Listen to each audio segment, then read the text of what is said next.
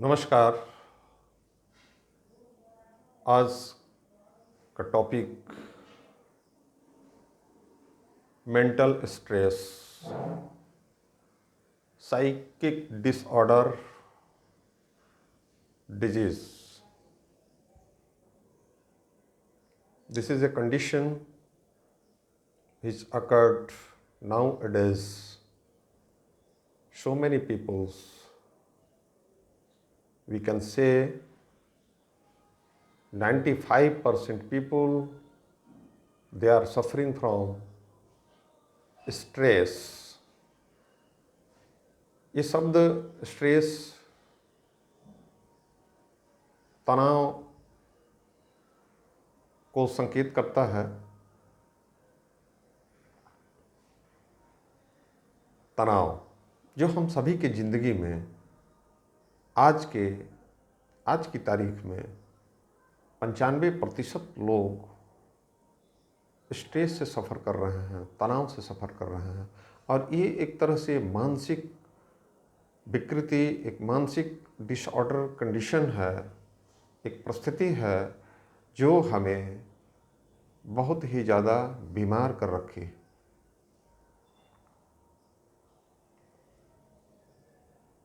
आपको ये पता है कि किस तरह से हमारी फिजिकल बॉडी हमारी मेंटल बॉडी के साथ में डीपली अटैच्ड है, बहुत गहरे में उसका अंतरंग संबंध है। और ये संबंध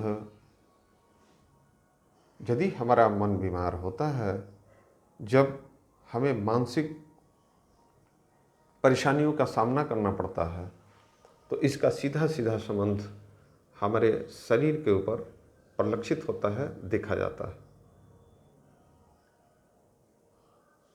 तो स्ट्रेस में हर एक व्यक्ति है। आज के समय में सभी लोग स्ट्रेस में जी रहे हैं। 95% लोगों को भी मैं यदि कहूँ तो ये आंकड़ा बहुत सही नहीं है, आप इससे भी अधिक जा सकते हैं। और ये इसमें एज ग्रुप ऐसा नहीं है कि इसमें एडल्ट हैं, एडोलेशन एज में हैं, यंगस्टर एज में हैं, नौजवान हैं, बूढ़े हैं। इसमें बच्चे से लेके वो बच्चे जो छोटे छोटे बच्चे हैं, 5 बरस 6 बरस के ऊपर जैसे ही उम्र बढ़ती है तो एक तनाव सा महसूस करने लगते हैं। एक उनमें तनाव की स्थिति डेवलप होने लगती है। अब इस चीज़ को मॉनिटरिंग करने की बात है कि इसको मॉनिटरिंग करने पर यह पता चलता है कि किस तरह से उन बच्चों में ये तनाव की समस्या डेवलप करती है। तो इसमें 2 कारण हैं।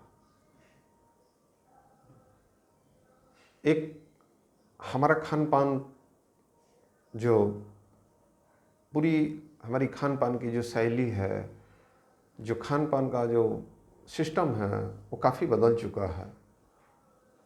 और इसमें मैंने पूर्व एपिसोड में कई वीडियो लेक्चर में ये बताया हूँ कि किस तरह से आधुनिक इस जीवन शैली में हमें न्यूट्रिशनल सप्लीमेंट का काफ़ी अभाव होता है, क्योंकि हमारे खान पान, हमारी जीवनचर्या काफ़ी कुछ चेंज हो चुकी है।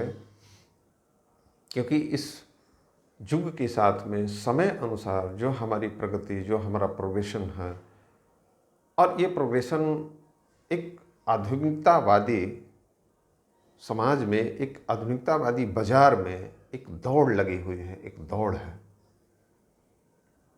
और ये दौड़ स्ट्रेस ले आता है। और उसमें बदली हुई भोजन शैली, फूड आइटम, भोजन शैली के साथ साथ हमारा फूड आइटम भी चेंज हो चुका है। इसके अलावा जो फूड आइटम है, जो पौष्टिक आहार है, उसमें भी पौष्टिकता नहीं रही, उसकी भी पौष्टिकता कम हो गई और फुल ऑफ टॉक्सिसिटी से भरा हुआ वो भोजन। अब इसके लिए हमको और बैकग्राउंड में जाना पड़ेगा। मैं बैकग्राउंड में नहीं जाना चाहता हूँ क्योंकि ये वीडियो काफ़ी लंबी हो जाएगी, ये लेक्चर काफ़ी लंबा हो जाएगा। तो इसमें आप ऑस्टियोआर्थराइटिस या बहुत सारे एपिसोड, बहुत सारे वीडियो में आप जाके देख सकते हैं, सुन सकते हैं, जिसमें मैंने मूल जड़ की बात की है, उस केंद्र बिंदु को छुआ है जो समस्या का मूल जड़ है। यानी समस्याएं कहाँ से प्रकट हो रही है, कहाँ से क्रिएट हो रही है। तो इसके लिए मैं बैकग्राउंड में जाने के बैक में आप जाएंगे तो वहाँ फार्मिंग भी, एग्रीकल्चर साइंस भी हमारी आ जाती है। और विशेष करके in our country, in India, Bharat में ये बहुत ज़्यादा आपको देखने को मिलेगा और आप देख रहे हैं और उस चीज़ का सेवन भी कर रहे हैं। जितनी भी हमारे अन्न हैं, फल हैं, सब्जियां हैं, जितना भी हमारा खाद्यान्न है, चाहे वो फल के रूप में, सब्जी के रूप में, अनाज के रूप में, ये सारे फल, सब्जियां और अन्न, ये तमाम चीज़ें इनऑर्गेनिक केमिकल के द्वारा बनाई गई फर्टिलाइज़र, कीटनाशक के प्रयोग से उत्पादित हो रहा है, जिसका हम दिन प्रतिदिन सेवन करते हैं। तो टॉक्सिसिटी से मेरा ये मतलब था कि जो भोजन, जो भी आहार हम ले रहे हैं वो विष युक्त तो है, उसमें टॉक्सिसिटी की मात्रा है। और ये टॉक्सिसिटी केमिकल के माध्यम से आ रहा है क्योंकि हमारी जो खेती है, हमारी जो फार्मिंग है, जो हमारा एग्रीकल्चर साइंस है, इस एग्रीकल्चर साइंस में हमने इनऑर्गेनिक केमिकल और इनऑर्गेनिक कीटनाशक, जीवाणुरोधी दवाओं का प्रयोग और उससे उत्पादित वो अन्न, वो फल, वो सब्जियां हमारे शरीर में बहुत सारी टॉक्सिक, बहुत सारी विष पैदा करती है। जो न्यूट्रिशन, जो पोषक हमको मिलना चाहिए वो पोषक हमें मिल नहीं पाता है और कहीं ना कहीं ये चीज़ें हमारे शरीर में बहुत अतिरिक्त मात्रा में बढ़ते जा रही है। अब ये यदि हमारा न्यूट्रिशन ठीक नहीं होगा, यदि हमारी आहार शुद्धि नहीं होगी, यदि हमारा विहार शुद्धि नहीं होगा, हमारी जीवन शैली ठीक नहीं रहेगी, तो स्वाभाविक है कि हमें हमारे नर्वस सिस्टम, हमारे शरीर के ग्रोथ के लिए, हमारे शरीर के पोषण के लिए ये पर्याप्त नहीं हो पाएगा। और इसका अपर्याप्त मात्रा जो है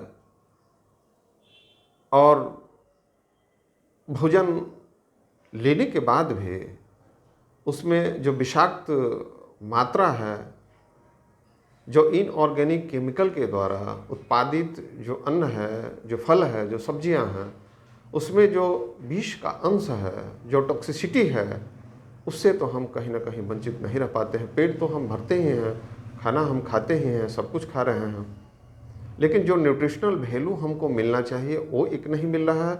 और दूसरी चीज़ कि उसके जो एडवर्स साइड इफ़ेक्ट हैं, जो उसके अंदर जो विषाक्त केमिकल है, उससे हमें रूबरू होना पड़ता है, उसे हमें झेलना पड़ता है हमारी बॉडी को। और फिर दूसरे आयाम में जब आते हैं तो हमारी फिर जीवन शैली, आधुनिकतावादी बाजार, जिसमें एक भाग दौड़ लगी हुई है और हम जिंदगी के लिए जद्दोजहद कर रहे हैं। अब ये चीज़ें मैंने बच्चों में भी बताई, तो बच्चों के ऊपर जो है उनका, अब जैसे ही वो थोड़ा सा कॉन्शियस होना शुरू होते हैं, उनका एडमिशन हो जाता है, उनकी पढ़ाई लिखाई चालू हो जाती है। और इस पढ़ाई के क्रम में उनका जो बाल्यकाल है, जो बाल्य अवस्था है, जिस अवस्था में उनको ग्रोथ चाहिए, वो ग्रोथ नहीं मिल पाता है। कारण एक तो भोजन, जैसे अब दूध भी है, छोटे बच्चे का दूध है, छोटे शिशुओं के लिए दूध है, तेल है, मसाज थेरेपी है, अब ये आहार है। अब ये आहार, दूध जो है बायो प्रोडक्ट है, ये बायो प्रोडक्ट है, एनिमल प्रोडक्ट है। तो जितना भी डेयरी प्रोडक्ट है उसमें नेचुरलिटी नहीं रही। कारण कि जो गाय हैं, मैंने इसको बताया था, गायों की नस्लें चेंज हो गई हैं और वो गाय क्या खाती है, उस दुधारू पशु को हम क्या खिलाते हैं, और जो हम खिलाते हैं वो भी तो इसी वातावरण से, इसी खाद्य पदार्थ से जो है उसका भी पोषण हो रहा है, और वो भी टॉक्सिसिटी उसके भीतर भी जा रही है, और वो मिल्क जो है उसी का बायो प्रोडक्ट है। तो कहीं ना कहीं यदि हम दूध उसका सेवन करते हैं, बच्चों को करवाते हैं, तो उसे भी तो प्योर दूध नहीं मिल रहा है, फुल ऑफ न्यूट्रिशन तो नहीं मिल रहा, उसमें विष का अंश है। क्योंकि इन ऑर्गेनिक केमिकल के द्वारा जो फूड है, जो फूडिंग है, वो फूड गऊओं के द्वारा हमारे जो दुधारू पशु हैं उनका जो दूध है वो बायो प्रोडक्ट है। तो जो वो खाया है उसके द्वारा जो दूध निर्मित हुआ उसमें उसका अंश आया। तो इस तरह से वो एक तो आहार की शुद्धि नहीं है, खेल कूद, जो फिजिकल एक्सरसाइज, जो ऑक्सीजन शरीर को चाहिए बच्चों में, क्योंकि हमारा जो जीवन है काफ़ी सीमित होते जा रहा है, हम बंद कमरों में बच्चों को रख रहे हैं। अब जैसे बेडरूम है, बाथरूम है, टॉयलेट, उसी तरह से स्टडी रूम है, और जहाँ पर ये व्यवस्थाएं नहीं हैं कि कहीं पार्क की व्यवस्था, कहीं खुला मैदान जहाँ पर बच्चों को घंटा 2 घंटा उनको खेलने के लिए, उनको खुली हवा में अच्छी तरह से सेहत को ठीक रखने के लिए वर्जिश है, भाग दौड़ है, खेल कूद है, ये चीज़ें ये ज़रूरी है उनके स्वास्थ्य के लिए, ये चीज़ें भी कम हो गई, मिनिमाइज़ हो गई। और जब उनके पेरेंट्स स्ट्रेस में हैं, और जब सिस्टम ही हमारा स्ट्रेस भरा होते जा रहा है, तो इस सिस्टम का इम्पैक्ट उन बच्चों के ऊपर भी बहुत छोटी सी उम्र से ये प्रारंभ हो जाता है। और ये स्ट्रेस चाइल्डहुड से ही चालू हो जाता है, और इस स्ट्रेस का, इस तनाव का जो इम्पैक्ट है फिजिकल बॉडी के ऊपर, यानी मन, शरीर और आत्मा, तीनों चीज़ें बहुत गहरे रूप में इंटरलिंक्ड है। क्योंकि शरीर है तभी आत्मा है, और शरीर है तभी मन है, तो शरीर में ही मन और आत्मा सबका निवास है। तो एक चीज़ जहाँ भी डिस्टर्ब होगी, एक चीज़ जहाँ भी इफ़ेक्ट होगी, उसका इम्पैक्ट ऑलरेडी दूसरे पार्ट में जाएगा। तो इस तरह से ये तनाव, ये स्ट्रेस बहुत ज़्यादा बढ़ते जा रहा है, और इस तनाव की स्थिति में हम बहुत ज़्यादा गंभीर रूप से बीमार होते जा रहे हैं। यानी हमारी वाइटल फोर्स, हमारी एंटीबॉडी, ये सारा कुछ जो है वीक होते जा रहा है, जिसके कारण से रोग प्रतिरोधक क्षमता कम हो गई, हमारी बॉडी की स्ट्रेंथ कम हो गई, और जो स्ट्रेंथ पहले हुआ करता था वो आज के समय में नहीं है। तो एक तो हमारा आहार और हमारी लाइफ स्टाइल, और उसके ऊपर जो हमारी जीवन शैली है, एक उपभोक्तावादी बाजार में आज के डेट में हम खड़े हैं, और हम कदम से कदम नहीं मिलाकर चलेंगे तो फिर लगता है कि हम पीछे रह जाएंगे। तो इस तरह का एक सिस्टम क्रिएट हो गया है जिसमें हमको भागना पड़ता है, और ये भाग दौड़ हमें एक बहुत गंभीर तनाव से गुजरना पड़ता है। और ये तनाव हमारे जीवन को, हमारे स्वास्थ्य को बहुत गहरे रूप से प्रभावित करते जा रहा है। अब ये वीडियो लंबी होगी तो अभी के लिए इतना ही। अब बाकी जो चीज़ें हैं, इसका जो मैनेजमेंट है, किस तरह से हम इसको मैनेज करें, ये चीज़ें फिर मैं नेक्स्ट एपिसोड में, नेक्स्ट लेक्चर में मैं आप सबको बताऊंगा कि किस तरह से इसको मिनिमाइज़ किया जाए, स्ट्रेस लेवल को कम किया जाए, किस तरह से हम आहार शुद्धि करें, अपने व्यवहार को, अपने विहार को, अपनी लाइफ स्टाइल को, जीवन शैली को, अपने खान पान को किस तरह से संतुलित, और किस तरह से वहाँ से स्टार्टिंग करनी होगी जहाँ से हमारी फार्मिंग हो रही है।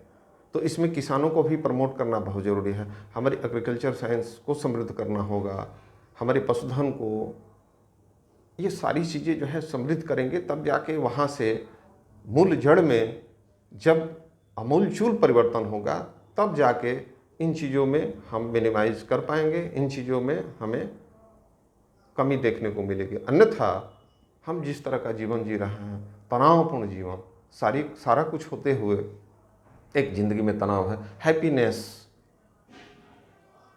नहीं रहा, प्रसन्नता, खुशी, ये सब शब्द बेमानी हो गए। तो धन्यवाद आज के लिए।